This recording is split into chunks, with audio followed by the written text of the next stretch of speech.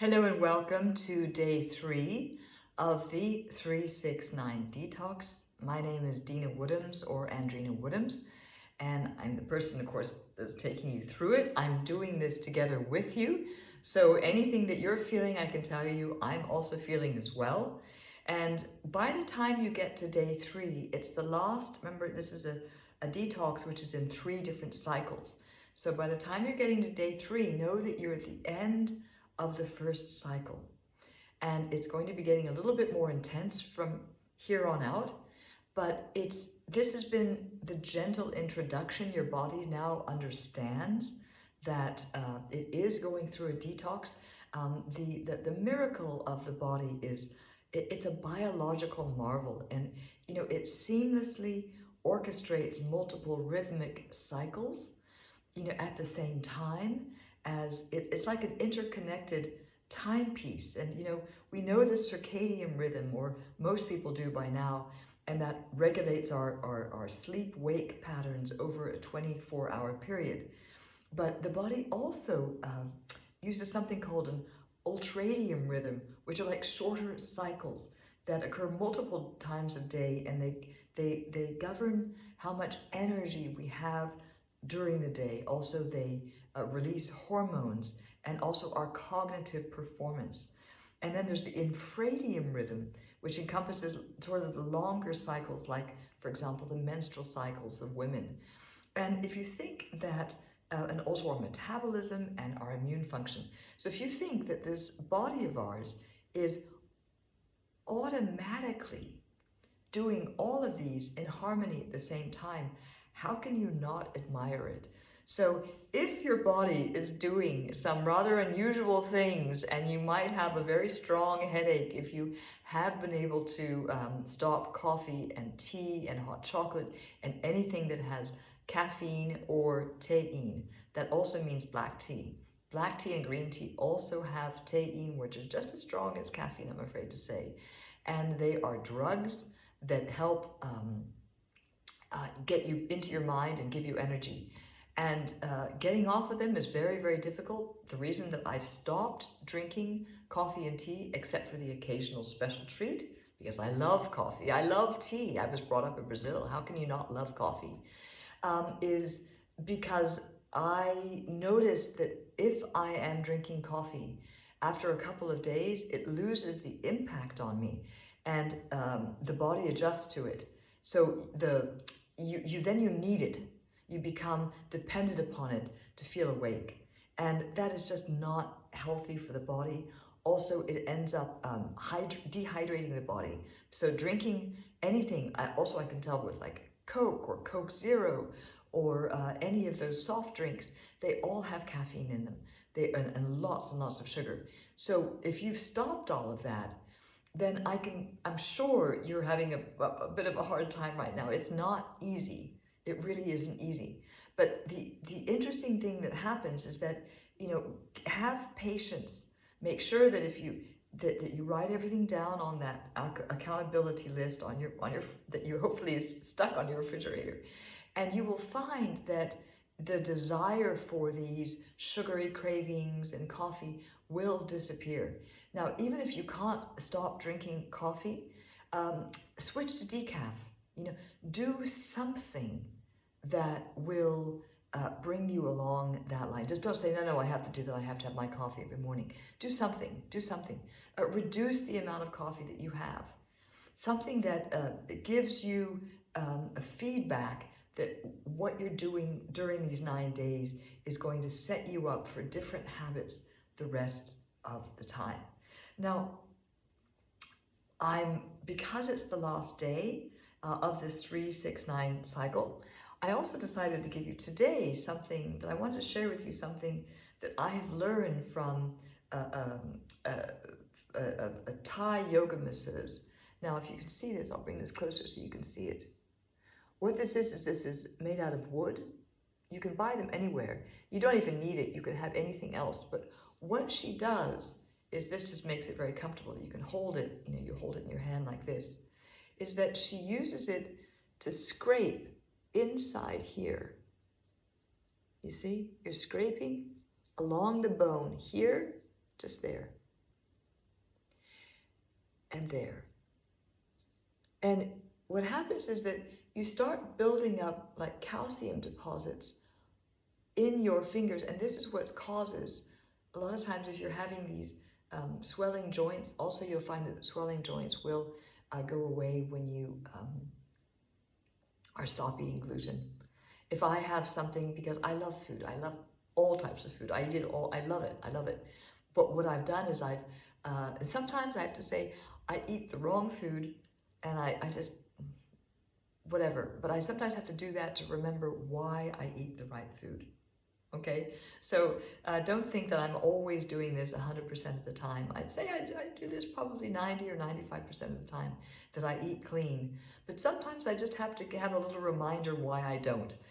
But when I do make an exception, it's like a treat to myself. If I have a cup of coffee, I'm living in Italy right now, so they have beautiful, beautiful, beautiful cappuccinos, which is a disaster for my system because it means that I'm having a coffee and lactose and milk in the morning, and I'm not doing no fat till 12. But my God, it tastes good, And so sometimes you have to do that. Just don't make sure it's a habit. So what I wanted to say is that if you can have something like this is also a way of detoxing the body. I'm going to be showing you something else that I also use, but you just keep rubbing it, and you'll feel that you'll kind of hear this clack, clack, clack, clack, clack, clack, and that are the deposits that slowly will disappear if you continue doing that. I might do this once a month or so, or if you're watching something, you can just sit there and do that. And this is a prevention detox, right? Against any type of arthritis that you want to have in your fingers. It does help very much with arthritis. Just as an interesting note, that also if you're doing the same process has happened, that my partner Eric is learning Kung Fu, and he told me that what they also do is they're taught to go with the bottles and to rub the bottles on the bones, the same thing, because they said that you get little bumps on the bones, and if we don't do that, then these bumps continue. I also worked for many years with an extraordinary healer in Vienna, and she also said the same things. It's coming from 3 different sources that she used to say. I used to say, "What are you doing?" And she said, "Oh, I'm just scraping the bones." And I said, "But why?" And she goes, "Well, because you have these little, deposits that collect on them, and if you keep on doing these massage, that will clear off." So it's interesting that it's come from 3 different directions. I hope that helps you. The other thing that you also want to do, or that I also find, I do this actually every day, and this is a body brush. So my body brush actually has these rubber nodules on the inside, and I will rub that over my body, because you have to remember that your body is detoxing and it's using its largest sense. And what is the largest sense of the body? The skin.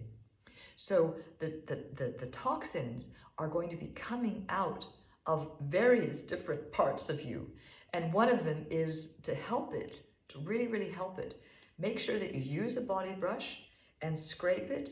I'm wearing clothes, obviously, but when you're naked or in the shower, and you want to scrape it towards the heart, always towards the heart, okay? Okay, just along your arm, same thing, your torso, towards the heart, like this. And this is for men and women, by the way. Same thing with your legs, scrape towards the heart. Now you're going to find that as you do this is also very good to help the quality of the skin. It tightens the skin, it cleans the skin, it also removes excess skin from the outside. And you're going to find that it does collect. You'll find that you actually need to wash this, because scraping your skin is a way of removing the toxins and the pathogens that we have that are in the environment. That's just what we have. So there's another thing you can do is a neti pot. I happen to use a neti pot, but you can also, I prefer the neti pot, which is the pot that you have warm saline water and you go in through the nostrils. If you find that's too much for you, you could even take a washcloth and wet it and make a little point out of it and then just rub it on the inside of your nostrils. That will also help doing that. You can also take a Q-tip, a cotton bud, and have it wet, and you can also help with the ears by running that very, very gently, very, very carefully along the ears. Okay? So all of these are different types of toxins, removals, also on your hair, for example. You know, take your hair and also, you know, scratch it. First of all, it feels fantastic, but you're also helping. You know, you're going to be dropping hair as well. You're going to, you know, we do this, we shed just like animals. So don't worry if your hair starts dropping out or pulling out. If you're doing this, you find out that you have handfuls of hair, that's fine. But what you're wanting to do is help your body detox. Your body has grokked what you're doing. You're only giving it healing foods.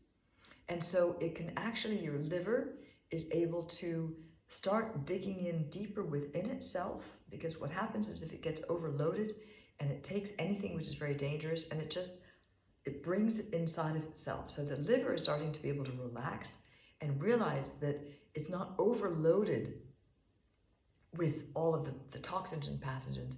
It can actually rest, and then it can actually start removing things. Okay, so this is showing that a detox is done on various different levels.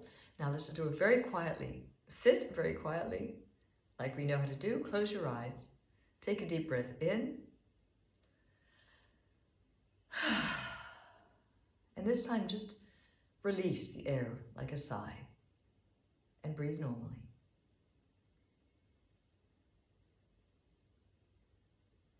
Take another deep breath in. As much as you can go, make sure that when you're breathing in, that all of you is expanding. You can really feel the lungs expanding, just not only your heart, but also your belly. So it's a full body breath, not just a little short breath around your solar plexus. And then surrender the breath.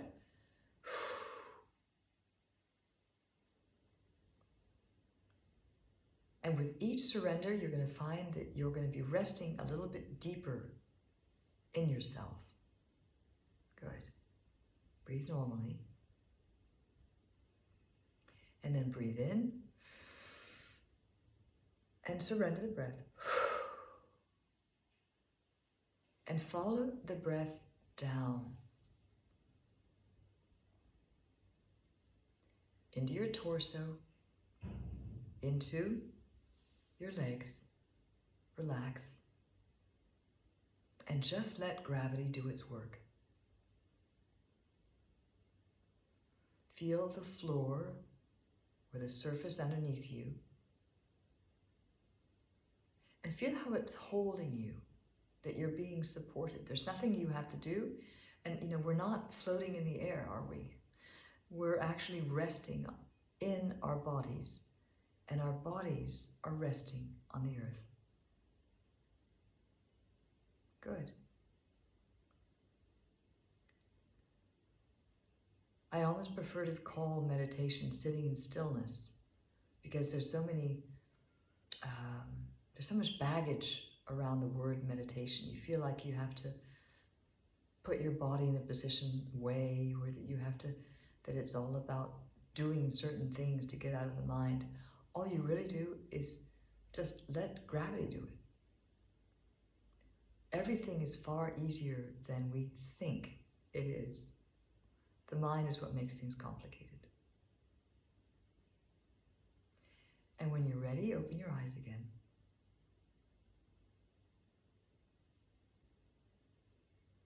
Good.